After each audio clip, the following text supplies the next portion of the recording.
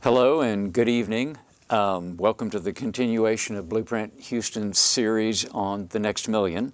I'm Joe Webb, and I'm the host of this week's Public Affairs Public Access session.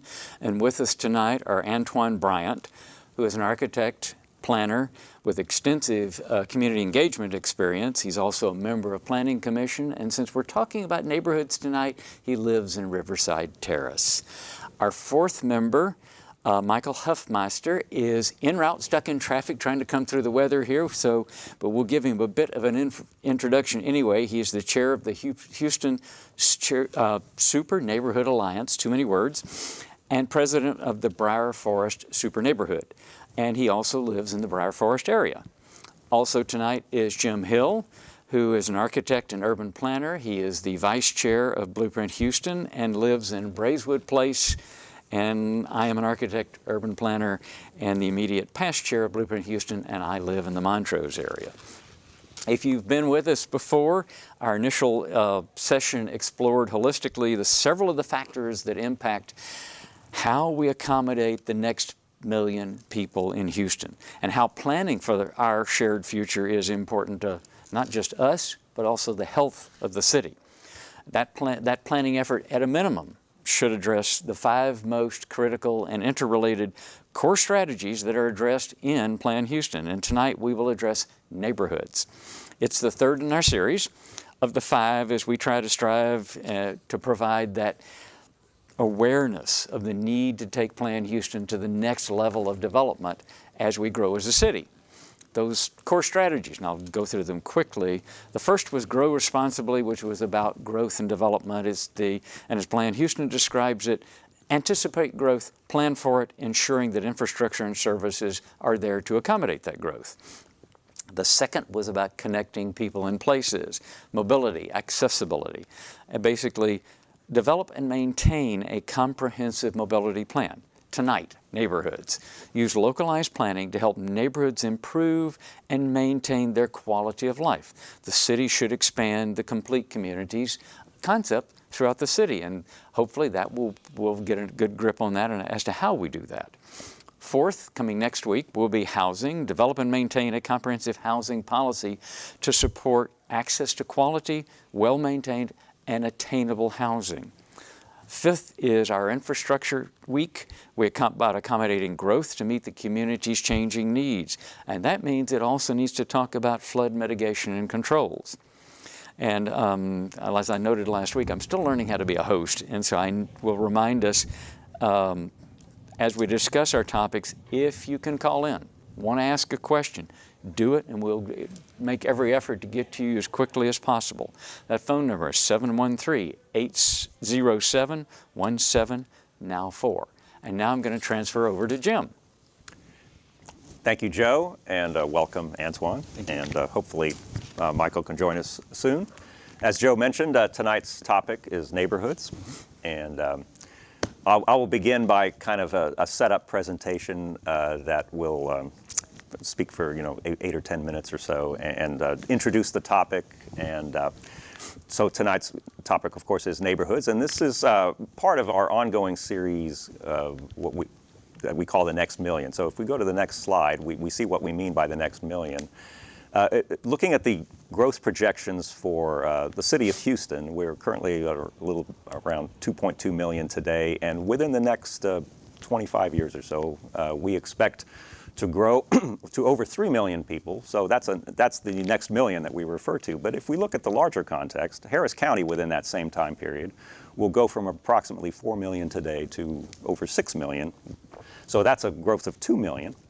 And the multi-county region, the metropolitan area of Houston, is anticipated to grow from about 6 million today to over 10 million. So 4 million people. That's a considerable amount of growth, obviously. And if we just limit it to the city of Houston, that's 1 million people that we have to try to accommodate. So 25% of the regional growth, which that actually is fairly difficult to do, as I'm about to show in the next slide.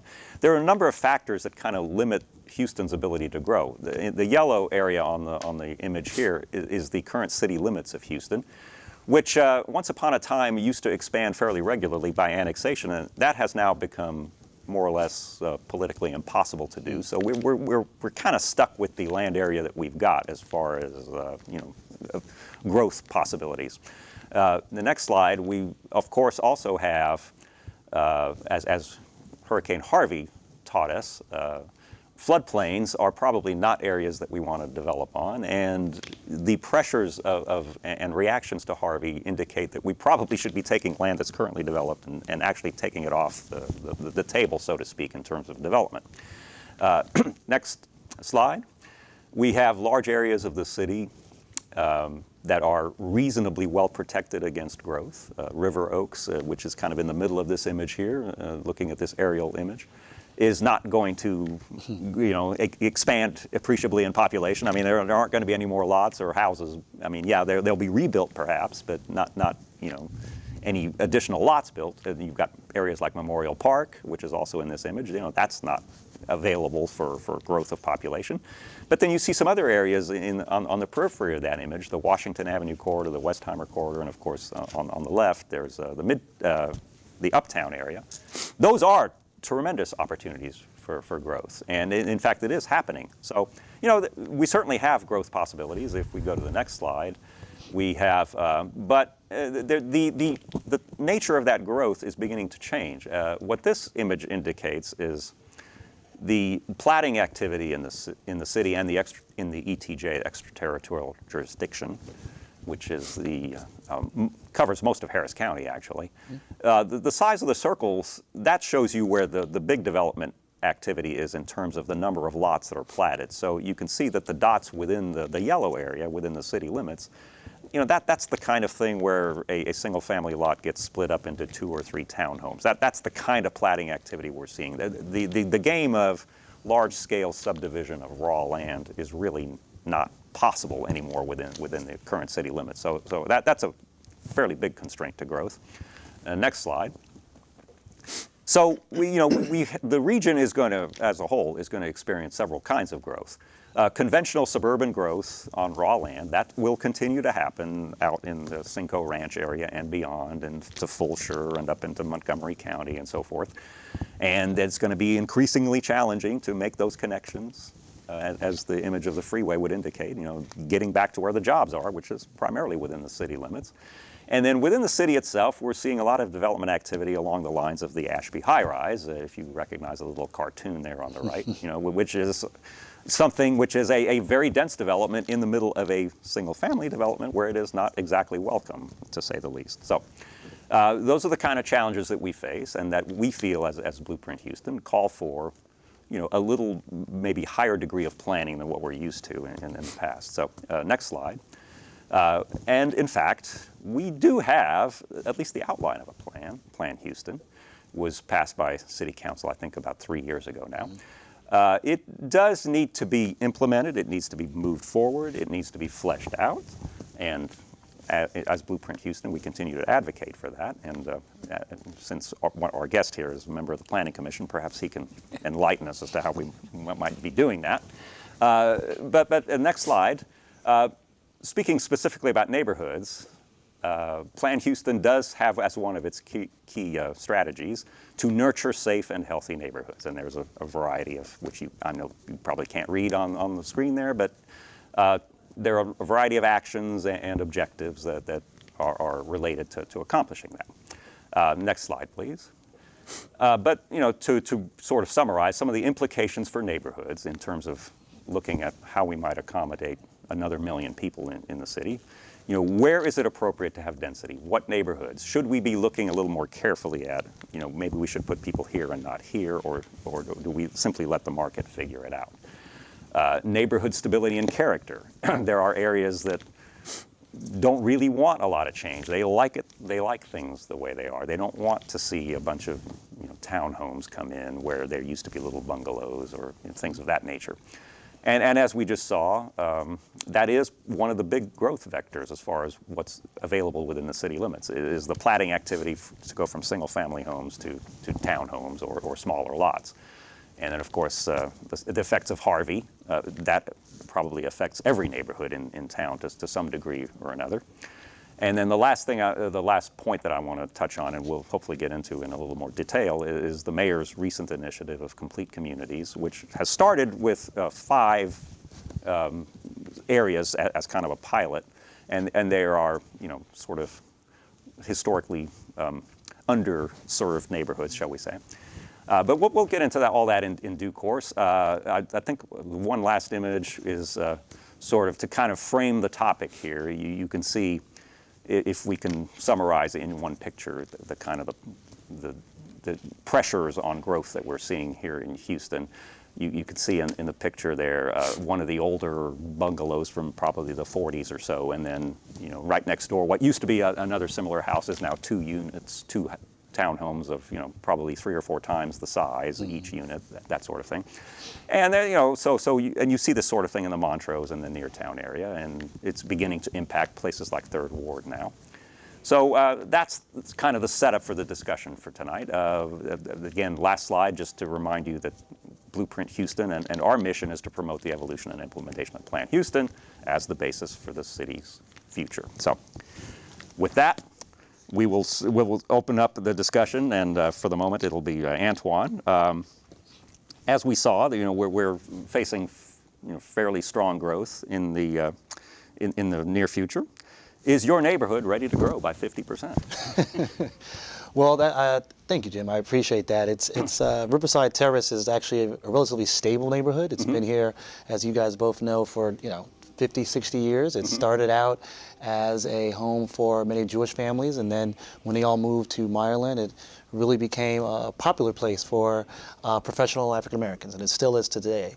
There are less lots available in Riverside Terrace than there were previously. There are less lots available for this kind of growth than there are in other communities, but there are still opportunities there for growth, and it is something that is a bit of concern for the residents, right? Because you're always wondering, if there's a vacant lot, is that going to remain just for a single family? And something that we're dealing with on a block-by-block basis.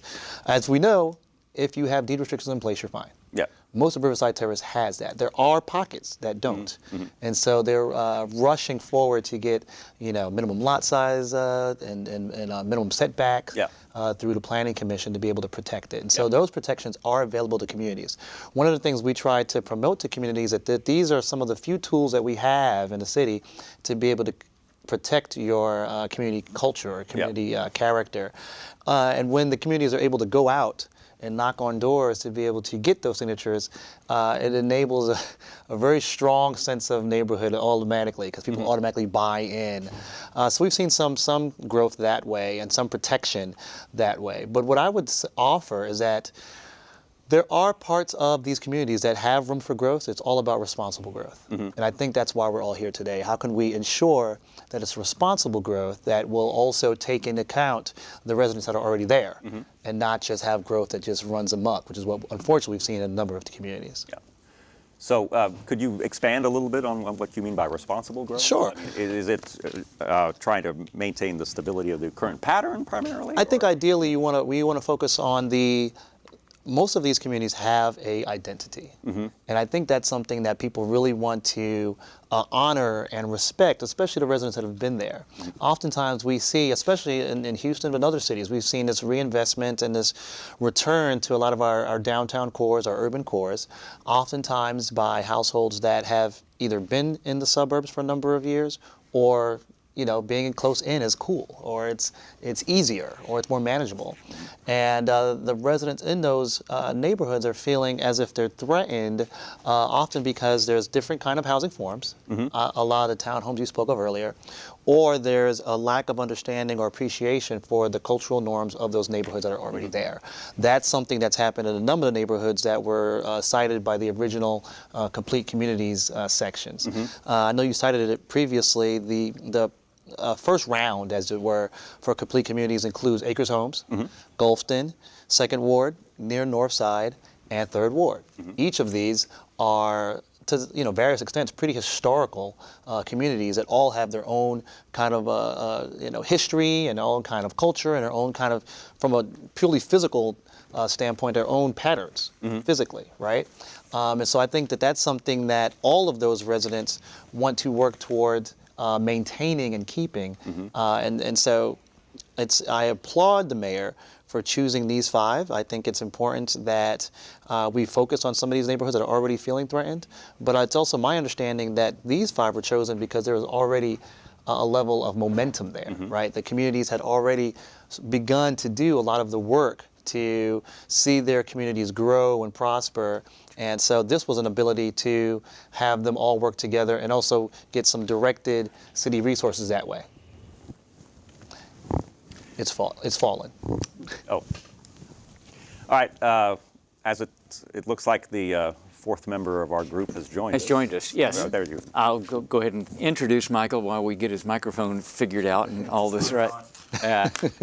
It's been an interesting evening, to say the least. Oh, thank you. Thanks to the magic of television, we've managed to materialize Michael Huffmeister, Outstanding. Master, into the studio tonight. And as we introduced him earlier, he is the chair of the Houston Super Neighborhood Alliance and president of Briar Forest Super Neighborhood Association. Thanks for being with us tonight. Well, thank you. It's And getting here. been a Yes. very challenging evening thus far, but I'm glad to be here. I can We imagine. hope we can make it even more challenging. But basically, what we've kind of gotten into a little bit is talking about neighborhoods and stability, how the in fact, we identified each of us by our own neighborhoods to let people know where we're from. And we're talking to Antoine about how he thinks his neighborhood might grow by 50%. So we're going to throw it back at you. How could the West End grow 50% to accommodate this part of this next million? Well, the west side and Briar Forest Super Neighborhood is between Westheimer and Buffalo Bayou, Gessner, and Derry Ashford. And it's composed of about half single-family residential and about half multifamily apartments. And for a total population of about 44,000, 45,000 between that mix. There are small pockets of development or redevelopment that are coming in, providing some higher density development in areas that had been either multifamilies that hadn't been successful or small sections of single family residential. But to have a 50% growth probably means to build up. So some of the existing multifamily areas are 2-story, many of them, and they're long in the tooth. So 40 years is not such a long horizon for single-family residential, but for many of the multifamily residential, they're in need of renovation or replacement. So that would be one option, Yeah. and I think that would fit in the mix that we have. You just educated me on some of your neighborhood, because I've always had this perception that most of it is single family. I had not realized it was such a high It's about proportion. 7,000 Yeah. single-family residential homes, and then a balance is the multifamily. Multifamily. Interesting. Just learned something tonight. That's for sure. And actually, that's probably, the multifamily is probably the most vulnerable, shall we say, to being redeveloped, just because it is larger parcels, and the developers will tend to look for that sort of opportunity Yes. rather than trying to aggregate a bunch of lots. And I gather that the single-family portions of your neighborhood are probably reasonably well protected by deed restrictions? Yes, almost all of the neighborhoods that in our residential area are still under deed restrictions. Some have been renewed, not Yeah. just renewed, but updated. Yeah. I know my individual neighborhood went through that process a couple of years ago. Another neighborhood across Beltway 8, Briar Grove Park, undertook that. So there are a number of them that have updated their restrictions, and I think all of them have deed restrictions in force. Which kind of when the opening presentation talked about, applying that 50% growth kind of across the board, which really isn't possible because some areas are fairly well protected. So Yes. that 50% for the areas that are probably less protected is likely to be more like 60, 75%, and that those two-story apartments will become quite dense. Yeah. I'll throw this out there. I mean, I think obviously there are some neighborhoods and some sub-neighborhoods that are more amenable to that level of densification, right? I mean, Riverside Terrace has only a few parcels that would work. Yeah. There are certain. We joked about it. We alluded to River Oaks Memorial. It'd be a little dicier. Yeah, putting yeah, multifamily right in the middle of it, right? I think a lot of these neighborhoods have the capacity. I think a bigger issue, and I'll probably get teased out for next week. This is a teaser for next week's deal. Is affordability. issue, Right, yeah, right? absolutely, I mean, yeah. You can put multifamily there. There is the infrastructure and the ground to be able to do it. Yeah. But unfortunately, most of the multifamily or new multifamily that's been in the city the last couple of years has been Class A, Yeah. right? And so, if any of you have gone up and down Main Street or any of most of it, or uptown, as we noted earlier, most of the multifamily permits have been for Class A, and they're nice, they're beautiful, right? But the average Houstonian may or may not be prepared to spend $2,500 on a rent, and so that's something that we have to address. I think many of the communities, if you talk to residents in Third Ward or residents in Gulfton, they're not against multifamily housing. They want it to be quality, but also be affordable for the residents that are there. Yeah. And so if we're able to put some teeth into being able to allow that to happen, I think that'd be important. And another thing, and I don't want to harp, but I have to speak for some of my good friends at the Housing Authority. If we were able to work together on what mixed income housing can look like, and not be scared about all of the connotations that there are about affordable housing, I think we'd be able to get closer to that responsible 50% growth. Oh, yeah. And you talk about density. Most people don't understand that. Most people know Gulfton is dense. What they don't understand is the Montrose is the second densest area in the city. And talking about some of the changes that's happening, and it's changing everywhere. We moved into the Montrose about 20 years ago, bought an old house from 1920, and everything around us has since almost gone and been split into townhomes. So and they're going up. They're not just 2 and 3 story. They're sometimes 4 and 5 stories. So if I'm probably going to try to introduce two different things at once here, but I think this topic of affordability is a very interesting one, and one that bears a lot more, I think, discussion. But the idea of mixing different levels, economic levels in the same neighborhood is something that we tend not to do very much. I mean, the market is going to naturally tend to segregate us by income, and if you look at the kind of development that's happening in the in the master plan or in the larger scale developments in the out there in the rest of the county, in a master plan community, everything in Section 1 will be priced between $180,000 and $250,000. But then if you go over to Section 4, then it's between $250,000 and $400,000. And then over here you get the manor estates, that are $500,000 and up and so forth. And that tends to happen in the inner. Montrose used to be a very affordable, bohemian, artsy neighborhood, and as it became popular and discovered, all of the prices kind of went up together, and it started squeezing out the everyone else. So that brings up the other, the G word, gentrification. So anyway, I probably threw too many things out there on the table. Feel free to grab any. How do you want to eat that? Well, let me start in my neighborhood, which there's probably a mix of Class A and Class B, probably more Class B. And so a refreshing of that Class B to improve security, to improve the quality of those units and attract some of the same tenants, but still it's mainly working class. I think fits because it's there. There's services and retail that aren't as developed or as dense if the population were to grow. But it's a dynamic area. I mean, there's a Houston Community College across just south of Westheimer. There are multiple medical facilities, so there's there's lots in the mix, as well as the conventional retail. I said we lived along Westheimer, so we've got strip mall forever, and that serves a lot of purposes depending on the demand.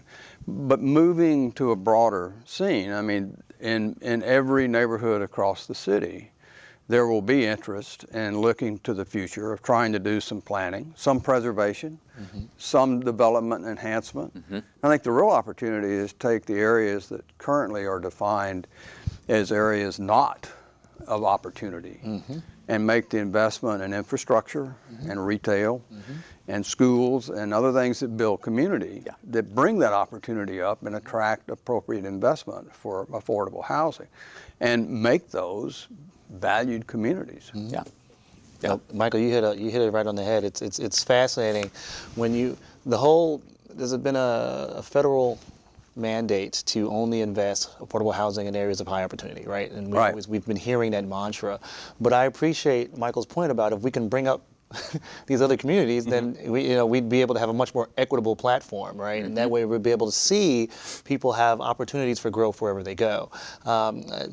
Jim, I appreciate your point because I've used something similar in lectures before when people ask about when you're talking about mixed income and this boogeyman effect, and I've said every master plan community is a mixed income community. Exactly what you just said. Mixed by area. All they do is just move the homes around, right? And you're in section A, and the Palmetto Lines, right? And that's the one that's $200,000. And It's a monopoly board. that's literally what it is. And so the idea of mixed income housing is not a new one, nor is it something that's even foreign to this area. It's something that if you get the impression that people can live well together, and be able to go to school and be able to worship and be able to buy their groceries, you'll be able to see a much more vibrant area. If Houston's a city that's built on its vibrancy and its diversity, we should be able to maximize that. Right. And I tell people, and in full disclosure, Joe knows this, I'm a native New Yorker. I apologize to all of you. Quite all right. But one of the things I remember growing up in Brooklyn is that, and it's still even in the new Brooklyn today, when you go to many of those brownstones, right? Many of them are subdivided into apartments, and you could have, a lawyer is on one floor, and then you can have a teacher on another floor, and then next to house over, some family owns the entire house, right? And they're living quite fine, they're all their families, and then 2 doors down, it's subdivided again, and it might be some old grandma on one floor, and so you have this diversity of experience and backgrounds literally on the same street. And they're shopping at the same stores and going to the same barbershop, and so you can still have these things.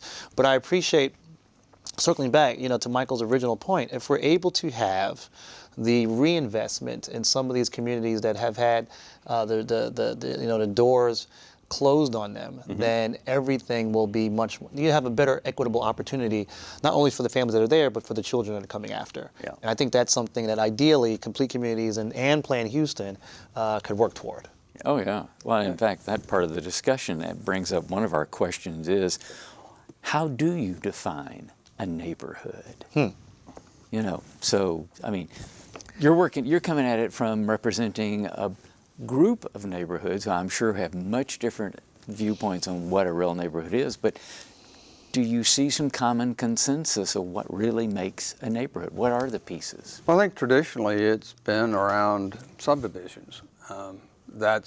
Or in the case of some of the areas that are settled long ago in Houston, they were developments that centered around central features such as a park or a master plan development. But those had boundaries, often dictated by the siting in which they were developed, be that a bayou or a railroad or something. And now it's the interstate and who knows what else. Or as I found out, stadiums and came through town. And many other artifacts that help define our landmarks and our boundaries. In the suburbs, if you will, out of the densely urban areas, they largely gravitate around subdivisions that now are still organized in deed-restricted covenants that have a board of administration. They pay to a common maintenance pool, and so they have a common interest, often some amenities such as a recreational facility or pool or clubhouse that they share. And that's part of what holds them together.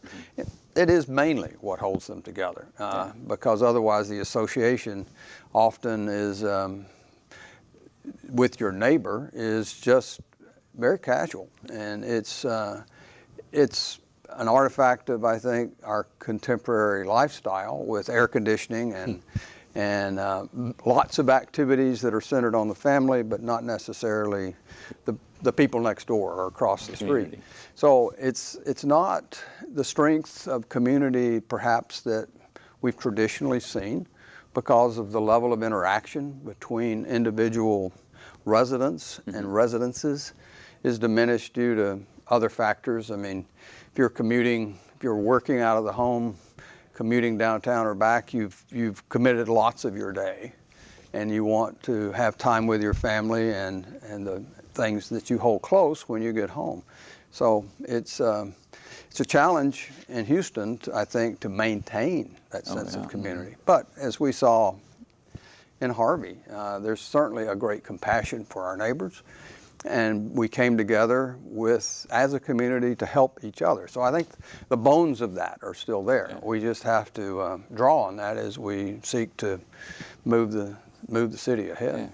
Yeah. Antoine, since you've worked with typically a lot of underserved communities, do you see a different perception of neighborhood, of what a neighborhood is there? I appreciate a lot of what Michael's saying. I think I agree with most of it. I think in some of our communities, I was jotting down some notes. Oftentimes, communities or neighborhoods, as you were, are defined either by physical characteristics, right? They're cut off by a highway or subdivided by a highway of some sort, by schools. Right. One of the things I found in studies and in anecdotal, studies as well is that I went to Yates, and then you have a whole Yates community, right? It's all of Third Ward, or it's Worthing, or it's Wheatley, or Cashmere Gardens. I mean, people know their community literally by where they went to school, and they can move away, been out in the suburbs, but they identify holistically with that particular school, right?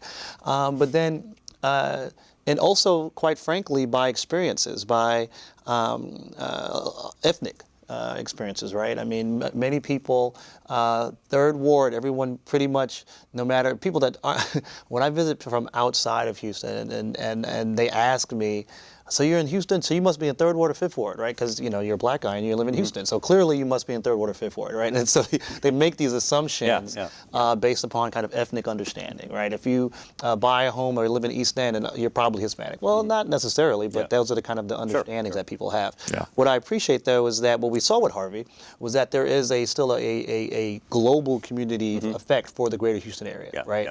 I mean, you literally saw people of all backgrounds trying to figure it out to come together, which was, it still gives me chills, right? It was amazing how that happened. Yeah. I amuse a lot of my friends when we have a celebration when the Astros won, right? All of a sudden, everybody was one big community, right? Yeah. I mean, I know most of my friends could not name anybody past Altuve, but they were Astros fans, and we were all one big community. So, I tease them about that. Yeah. But in many of our communities, what I found, oftentimes what strengthens them is either a threat or an impending threat or the perception of threat. Yeah. And then people really become emboldened.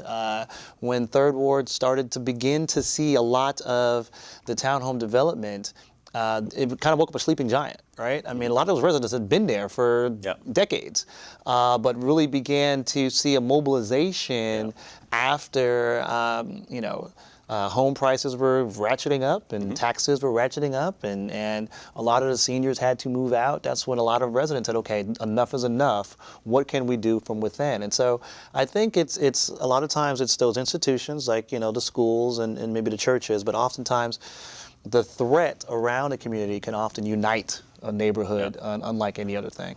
You said shared experiences, and Harvey, for all of its bad things, is a very positive shared experience in the Houston psyche. And that's an event within our neighborhood that has really brought people together through common ailments and trying to respond to those situations that we now find ourselves in. What I appreciate about it too, we've all heard numerous stories. What Harvey did was it forced people to meet their neighbors, right? I mean, you got to know the family 2 doors down, right? Someone always had some freezer that they had to, get rid of their food. right. And so, I mean, you heard that story over and over and over again, and it's unfortunate, but because of many things that Michael mentioned, many of us don't know the person 5 doors down, when that was not the situation 20 years ago. And so, for better or for worse, that's one of the things that Harvey definitely gave birth to. Yeah, my hurricane epiphany was Ike. We had minor wind damage. We were without power. Most people weren't displaced, but they didn't have air conditioning. So we had a lot of community activity and got together to do things. Well, I'm going to take us a little bit of a break. We have a phone call at the moment, so hello, listener. Yes, I wanted to ask a question about the theory of urban design back, I guess it was Le Corbusier built these big towers, and they were isolated and sterile. Yes. And then they turned into these wastelands. I want to hear y'all talk about, designing for livability for poor people. And I'll listen offline. Thanks. Oh, thank you for calling, and I hope, and this is me speaking as an architect, I hope we have learned some of those lessons about trying to house people in these boxes. And truthfully, I think we have, to tell you the truth, because I think we've started thinking about how people can re-relate to the street, how they can re-relate to the neighborhood, and gotten a little better grip on size and perception. Yeah, we've still got some of it, but I think we're slowly working through it. As Slowly. an architect also, that's one of the more unfortunate episodes of our history, I'm afraid. And I'm a great admirer of Le Corbusier otherwise, but his urban theories were somewhat A little nutty. weird. And and that actually took hold for quite a while. Yes, I it mean, did. there was a generation of theory in public housing where we created these big sort of soulless blocks and warehouse people together. Yeah. And Projects. in barracks style kind of, and it was a horrible failure, and should never be repeated. And gradually we've sort of learned that lesson. But I think it gets us back to what does it really take to make a good neighborhood? And it's not just housing. You've got to have the commercial and the retail. You've got to have the institutions, the schools, the parks, and so forth. And I think I kind of heard both of you. Yeah. Well, I certainly agree on the point of schools, although I don't have that experience in Houston. Yeah. Certainly looking at where people wind up. If they may live in the city or in a condominium or in a townhouse or in my neighborhood, but the folks that have children want to have their patch of ground and a good school, and a lot of them move out of the city to achieve that. And that's a tension within the city of Houston, and it's a challenge to solve. Yeah. And I think if we want healthy communities, we need strong schools. And I think we have another phone call, if I'm seeing this correctly. Hello, listener. No calls. No calls. I'm misreading a monitor. Well- But now go back on. Well, I was joking. I appreciate the call, because I was thinking you're gonna ask a question about Le Corbusier and urban design to a room full of architects and planners. We can go on for 2 more episodes about that one. I would have to agree with you, Jim. I've often been an admirer of Le Corbusier, but his urban initiatives were rapidly embraced in the 40s and 50s and 60s, and again, unfortunately, as a New Yorker, it's the birthplace of all of the machinations of Robert Moses, who led to these huge towers. I was a resident. I grew up in NYCHA, New York City Housing Authority, the largest housing authority in the country by far, that even today has over 180,000 units of affordable housing. Wow. Our affordable housing population is larger than most cities in this country. And what it did, and I think I heard from you have these huge units, many of them 10 and 15 and 20 and 30 stories, but the suite of services around are sometimes negligible. The infrastructure is usually not in place. Yeah. The schools oftentimes are not of the magnitude that they need to be. And so it becomes, a detrimental place to live, but oftentimes it's a place of last resort. And then it leads to, Michael's earlier point about these opportunity areas are not for opportunity. Yeah. So the urban design model that we have started to see a shift from, you can still do high density housing, but it has to be much more comprehensive, right? Yep. You need to have green space. Crazy idea, right? You need to have places where kids can play. You need to have places, ideally, with intergenerational mixing, so you can have our seniors being able to play with the kids, those kinds of things. Benches, shade. I notice we're in Houston. You might want to think about some of those items. Some water parks, and those little spray parks are the best things ever, right? Don't have to be huge expenditures. We can recycle water, and so there are ways to do it not only responsibly, but also do it sustainably as well. But then also, and this is something I cannot overstate, you have to have a collaborative investment in your housing and in your school system. I mean, Michael talked about it.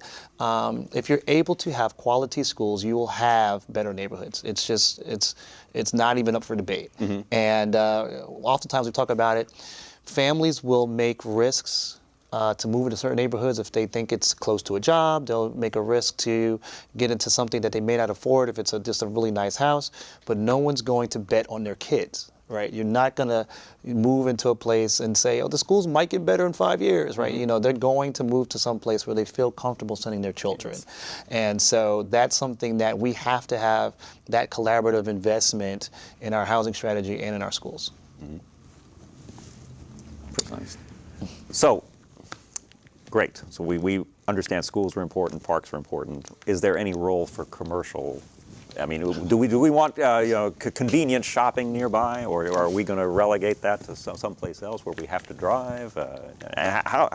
And since we live in a city where that really doesn't control these kinds of things, so is it appropriate? To what degree should we try to control these things? Well, I'm a great believer in the free market, but I'm also a believer in putting some boundaries around that. But it's nice to have in a neighborhood, be that a walk or a bike ride or a very short personal car trip, to the things that you use on an ordinary and everyday basis, be that the grocery store or your cleaners or the Home Depot or Lowe's box store where you're doing building supplies. The things that comprise your everyday living need to be convenient, but we don't need to put everything in every shopping area. There are specialty stores, be that outdoors or be that unique supply situations or high-end retail that will attract their own markets. And if the frequency of use is low, then it doesn't represent a mobility challenge to be able to access them. So I think the answer to your question is you need to have what you need handy close, but the rest of it will find its own. It will sort itself out. No, I believe that. I can definitely agree with a free market. I mean, that's it's the gift and the curse of living in America, but I appreciate it, right? But I do think that there needs to be some level of limitations put on some of that growth, right? I guess one of the largest commercial corridors that abuts my neighborhood is Old Spanish Trail. For decades, it was one of the primary commercial corridors for an African American community here in Houston, as well as being US 90, right? It was a kind of a highway for a number of years. What we're seeing right now, there's been some concerted effort for infrastructure development. So there's been medians been developed with TERS money, and the streets have been developed with the idea of bringing better retail opportunities. However, what we've seen has been this influx of gaseterias, right? I mean, literally, in the last 3 years, I've had 6 new gas stations in about a 5-block five-block strip. And as everyone at this table knows, that limits not only the economic opportunity for that particular location, but also in essentially perpetuity, right? That particular location, you can't do anything else, right? Because now you have dirty dirt, for lack of a better term. And other entities are not going to move in because of the adjacency of being next to a racetrack or Shell or whatever, right? You're not going to get Starbucks next to Shell. It's not going to happen, right? So one of the concerns we have is that it automatically limits the commercial opportunities for this commercial corridor. I think that, there should be, every viable neighborhood should probably have about 2 or 3 things, right? You need to have your random little coffee snack shop, whatever it is. Ideally, you'll have a, dry cleaners or something like that. And, your little mini grocery kind of deal, right? Your little, go out, get eggs and milk and, everyday items. Not every neighborhood needs the Lowe's, right? Not every neighborhood needs the high-end shopping area. But, a couple sit-down restaurants, right? You want to take the kids out to eat on Friday because no one wants to cook, right? That kind of thing. But in too many of our neighborhoods, we have, the concentrations of fast food, right? That's all they have, right? Or we have the concentration of gas stations or those kinds of things. And so if we're able to have the ability to have a more diverse kind of economic opportunity, I think that would help the viability of some of these communities as well. You didn't say this, but I got a whiff of possibly maybe land use controls. Is that where you were going with that? I mean, again, Not the Z word. I didn't say it. I did not say it at all. I think that there's an opportunity there. I think it's something that we have to really look at stronger. I am well aware that that infamous word that is 6 letters and begins with a Z has been voted down by the voters at least 3 times in the last 15 years, something like that.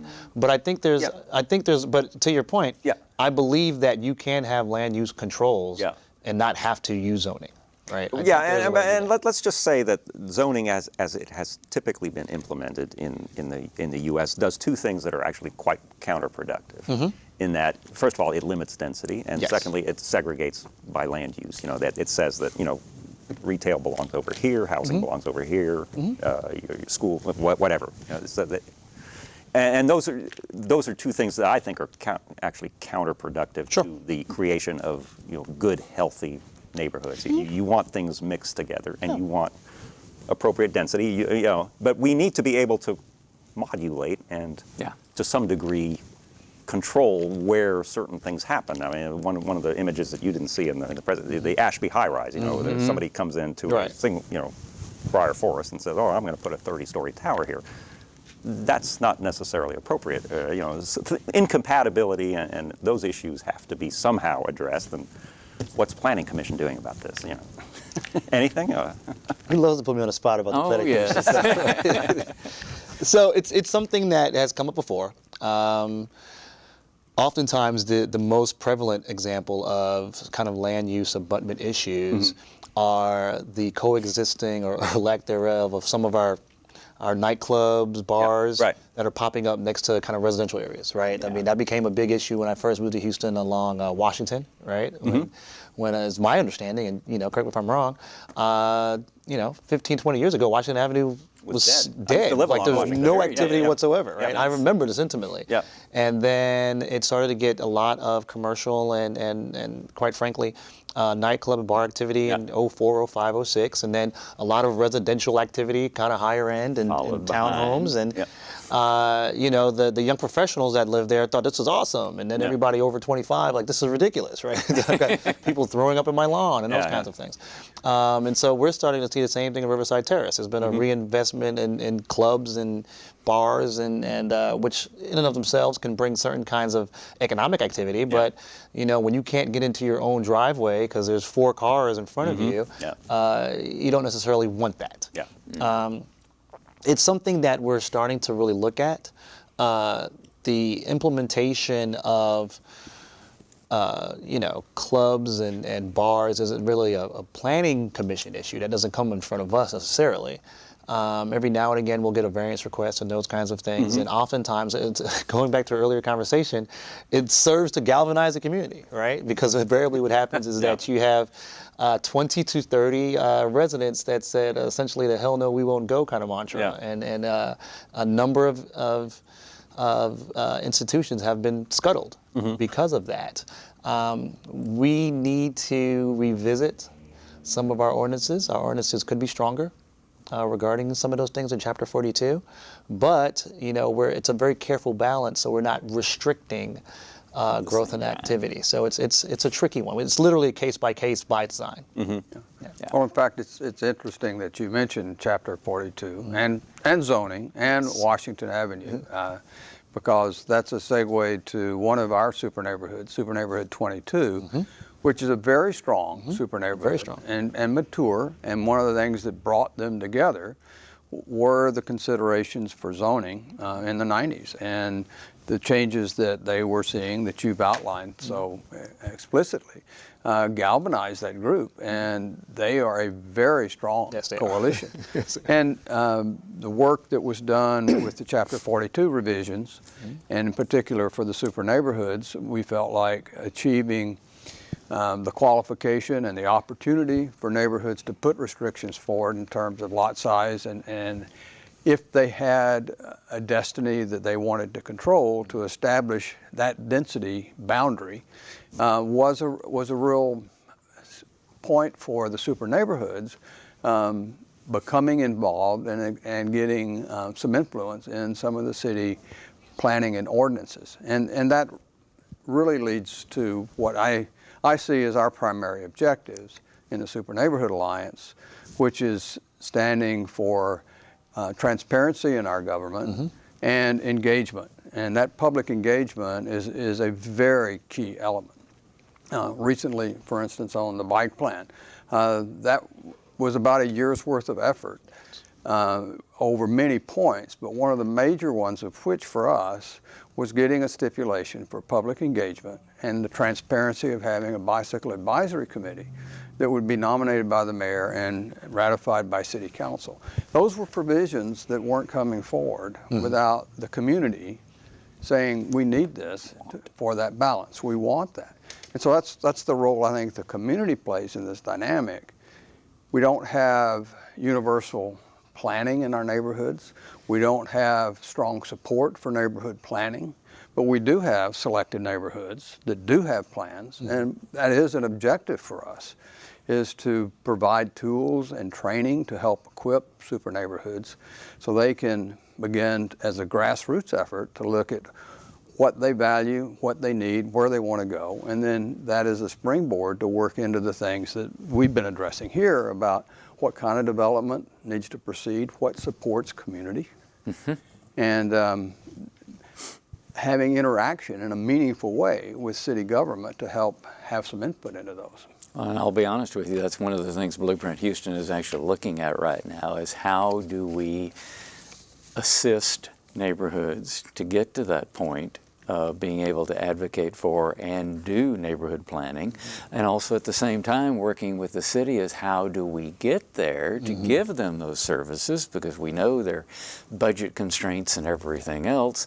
So it's kind of like and you will be hearing more from us in that respect too, because to be candid, I would love it to see every neighborhood be as spoiled as I am in mine. Because from where I live, I can literally walk to 2 grocery stores. I can go to my dry cleaners. It's not too far to get to my gas station, but I can also walk to like 20 restaurants or other services and parks. So it's kind of like, how do we get that to every neighborhood around? Because I think if we do that, and because neighborhoods are the building blocks of cities, if we can do that, I think we've made a huge step in getting to that, where do we put those 50%? Because the neighborhoods are involved in it, they're part of it, they help make the decisions. So that's one of the things we're going to be working on, is how do we get there? Well, I think you both spoke to it. I mean, public engagement is key. The Super Neighborhood Alliance has done a phenomenal effort in getting people engaged in the public process, right? One of the things that I got involved in public engagement was to let people know that you actually do have a voice. Oftentimes, a lot of our underrepresented communities don't really realize they actually have a voice and that their voice matters. And so that's oftentimes the very beginning of my stance with people, is that let them know, okay, you have and are allowed to come to city council. You are allowed to come to planning commission. You have the opportunity to speak and have your point put on the record. And you'd be surprised how many communities don't really know that. And then additionally, I tell people all the time, please come to commission, because quite frankly, we really do pay attention to when people come to the commission to be able to voice their opinions, and if there are some things that we can't do, because there are some restrictions to what our powers, quote unquote, are. Go to council. Please go to council. I admonish every resident to take part in that process. But that's how you're able to get these things that we need to see in our communities, right? Montrose is wonderful. I'll never forget when my wife and I were moving from Austin. She originally wanted to go to Montrose. I didn't know Houston from a can of paint. So I just said, go find me some place with some black people and some places to get around. And she brought Montrose a few other places, and then we wound up in Riverside Terrace. But the amenities that you have in Montrose are outstanding, quite frankly. And so if we're able to find a way to, quote unquote, spread the wealth, I think that'd be Precisely. great, right? And one of the things that we've started to see new investment, right, in Riverside and Third Ward proper, if you will, where there are dollars and activity that have gone into McGregor Park and have gone into Emancipation Park even more. That's been fascinating. And so hopefully we'll be able to see that level of investment in some of these other neighborhoods as well. Well, I'll say it. Not everyone is thrilled with what happened in Montrose, because it's a pretty dramatic Sure. and Oh, wait. radical It's change that happened. Yeah, over absolutely. here. Oh, yeah. So a lot of us, and many neighborhoods, really prefer stability. But Yeah. at what point does stability become stagnation? Stagnant, yeah. That's another part of the question. Well, I praise the opportunity, and your point that Blueprint Houston wants to work with neighborhoods to improve planning and self-determination is fantastic. We'll be taking you up on that. Oh, good. We're ready. We've got less than a minute here at the moment, so I need to let you guys know what's next. In a month, the second Thursdays of the month, we'll be back. Next time, we will be talking about housing. I mean, that's integral to everything we talked about tonight, to say the least. And if you want to find out a little more about us, Blueprint Houston is a little 501c3, and our original goal was to get a general plan. It's now to take it to the next step, because it's about the growth, vitality, the development of this city. I mean, it's home. It's where we want to be. It's where we are. Any last words, guys? We got a few seconds here. All the beauty of what I see in the Neighborhood Alliance is getting a coherent voice around issues that are of concern to the community, and that's an opportunity to affect the political process. And Yeah. that's where the strength lies in the Alliance. Yes. I just like to end with, I think Houston's a powerful city. Houston's a very important and strong cultural city and historical city, and it will continue to do so and grow if it has the ability to hear from all of its communities. And so that's what I'd like to see moving forward. Keywords. Excellent. Well, we're probably out of time, are we not? No, we got a few seconds left. No, and again, thank everybody for joining us tonight. We appreciate you following us. Have a good evening, stay dry, and we will see you in a month. Thank you very much.